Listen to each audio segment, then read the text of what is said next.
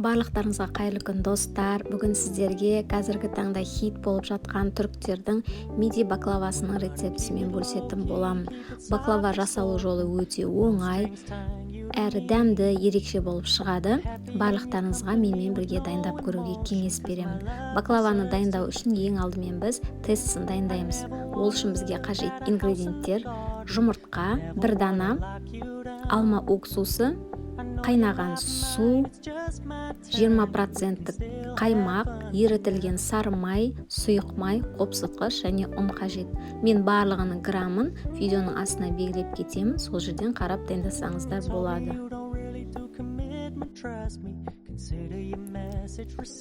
Ең алдымен бөлек ыдысымызға 1 дана жұмыртқаны салып, оның үстіне қайнаған суды құйып араластырамыз. Егер сіздің жұмыртқаңыз кішкентай болса, онда 2-ін қоссаңыздар болады.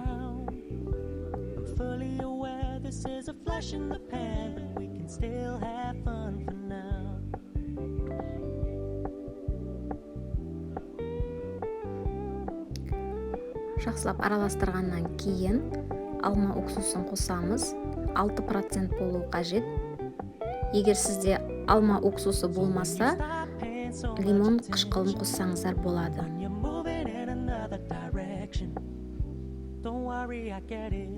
Тағы да кішкене араластырамыз.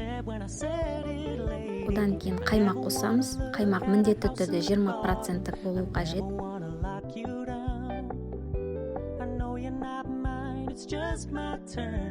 Тағы да араластырамыз да оның үстіне қопсытқышты саламыз.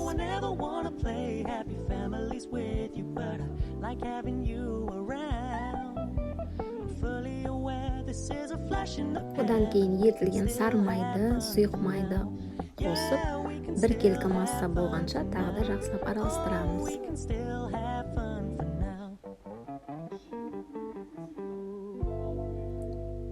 Бізде 1 келкі масса болды. Оның үстіне ұнымызды 2-3 бөліп салып араластырамыз. 1 келкі болғанша мен кішкене венчиктің көмегімен араластырдым. Одан кейін қолдың көмегімен жақсылап қамыр илейтін боламыз.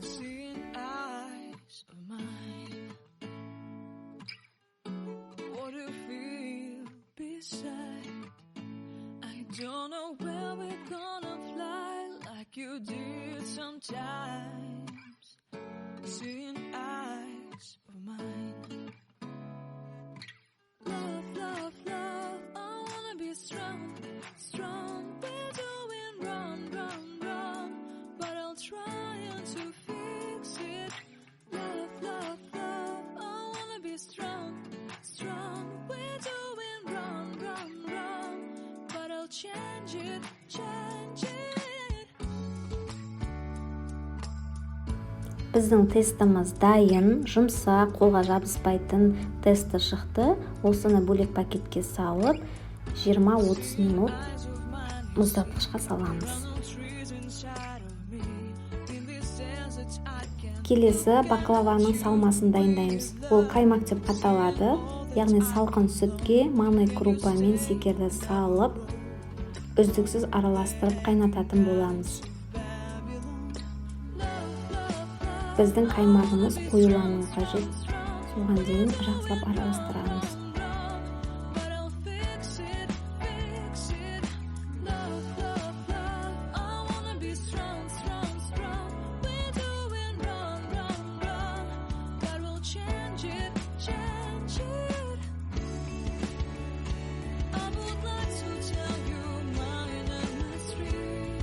Біздің қаймағымыз дайын. Осы қаймақты толықтай суыту үшін бөлек тәулікке салып қоятын боламыз.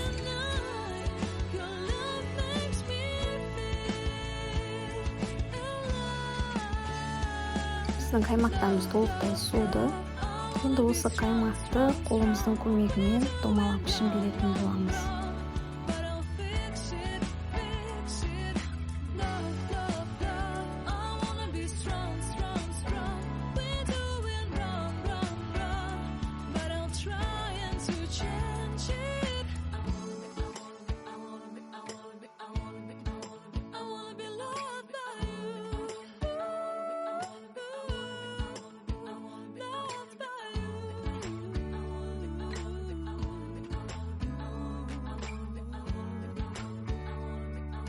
Біздің қаймақтарымыз дайын. Келесі 500 грамм грек жаңғағын және баклаваның бетіндегі әсемдік үшін 100 грамм фисташканы блендердің көмегімен ұнтақтатып алатын боламын.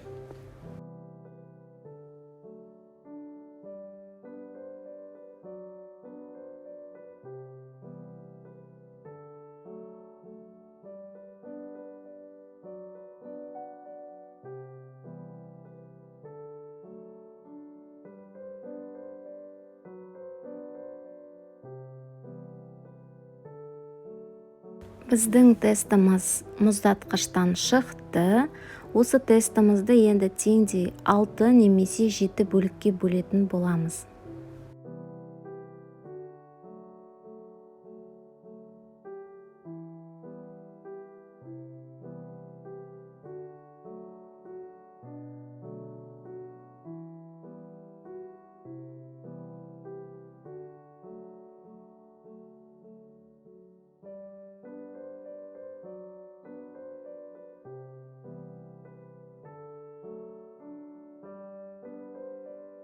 Ал достар, келесі қамырымызды жаятын боламыз.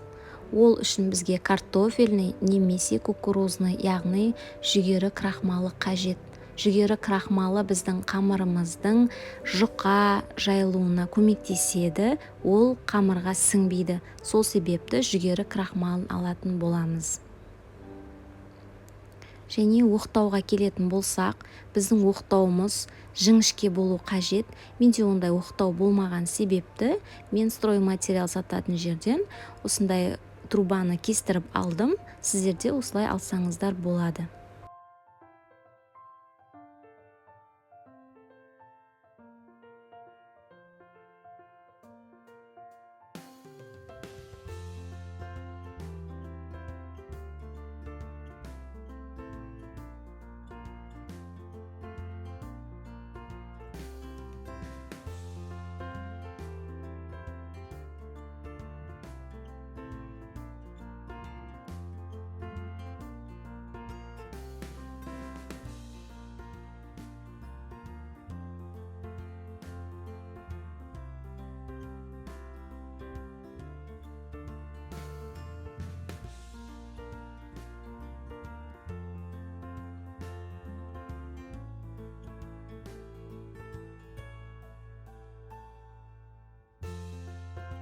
Қамырымызды жайып болдық. Енді екі шеттің ортасына қарай жиырамыз және ашатын боламыз.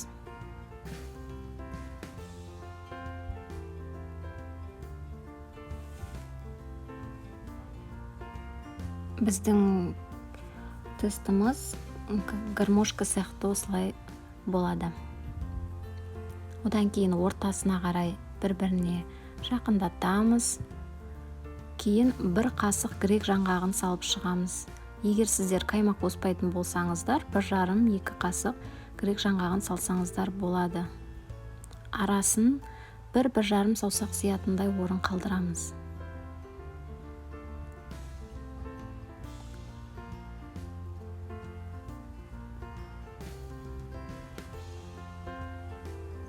Шеттерін жабамыз, беттерін. Одан кейін орын қалдырып кеткен жерлерінен қолымызбен түйіп шығатын боламыз. Және сол түйілген жерлерін пышақпен кесеміз.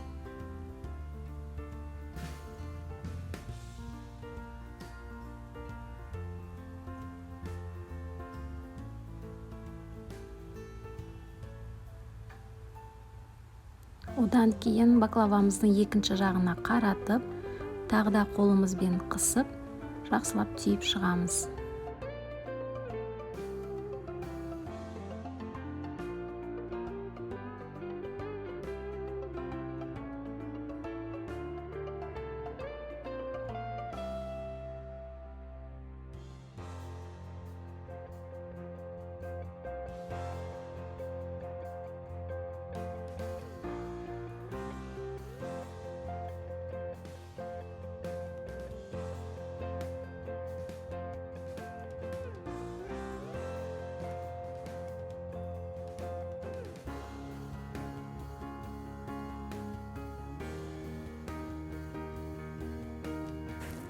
Келесі тағы да жақыннан көрсетемін.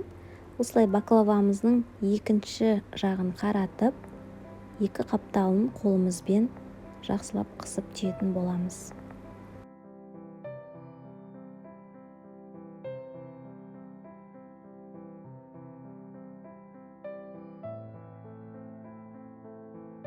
Келесі қамырымызды жаямыз крахмалдың көмегімен. Бастапқыда крахмал көп пайдаланыңыздар. Қамырымыз уже жұқарып бастағанда бізге крахмал қажет емес. Себебі қамырымыз қатып қалады. Және достар, айта кетейін, бұл менде білесіздер, миди баклаваның қаймақ қосылған түрі. Яғни салмасына қаймақ қостым.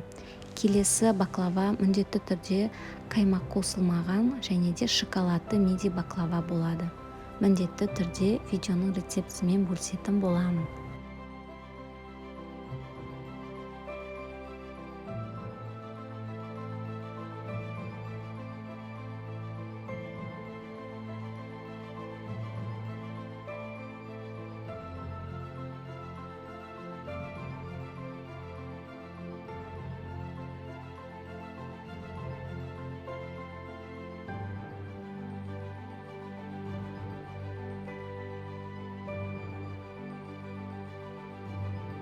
Қамырымызды жайып болдық. Артық жерлерін кесіп алып тастаймын. Және де екі шетінен ортасына қарай жиыратын боламын. Шеттерін ашамыз. Ортаға қарай жиырамыз. Және де 1-1,5 қасық грек жаңғағын салатын боламыз. Арасын 1 саусақ, 1,5 саусақ сиятындай болу қажет. Қаймақтарымызды орналастырамыз және екі шетін жабамыз.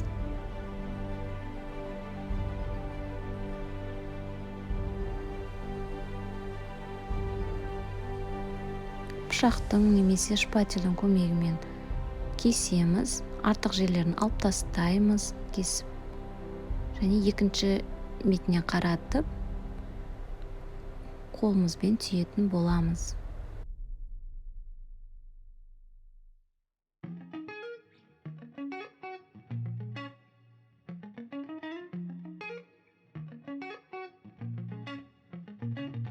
Баклаваларымызды жайғастырып болдық. Келесі 250 грамм сары майды алдын ала ертіп аламыз. Ерігеннен кейін бетіндегі ақ көпіршіктерін алып тастап, оған 50 грамм сұйық майды қосып, жақсылап араластырып, баклаваларымыздың бетіне осылай жағып шығатын боламыз. Және де 165-170 градуста 40-45 минут пісіретін боламыз. Келесі осы баклавамызды пешке жібергеннен кейін сиропын дайындайтын боламыз. Ол үшін 1 литр суға 700 грамм шекерді салып қайнататын боламыз. Бірінші сиропымыз біздің қатты қайнау қажет. Одан кейін астын жай жылдамдыққа қоямыз. Жай жылдамдықта қайнап, біздің сиропымыз баклавамызбен бірге қайнауы қажет. Және 1-1,5 тілім лимон салсаңыздар болады. Менде лимон жоқ, сол себепті лимон қышқылын салдым.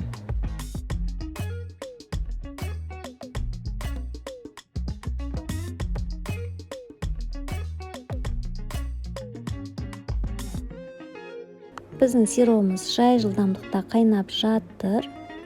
Және біздің баклавамыздың пісуіне 5 минут қалғанда жылдамдықты көбейтеміз. Яғни температурасы бірдей болуы керек.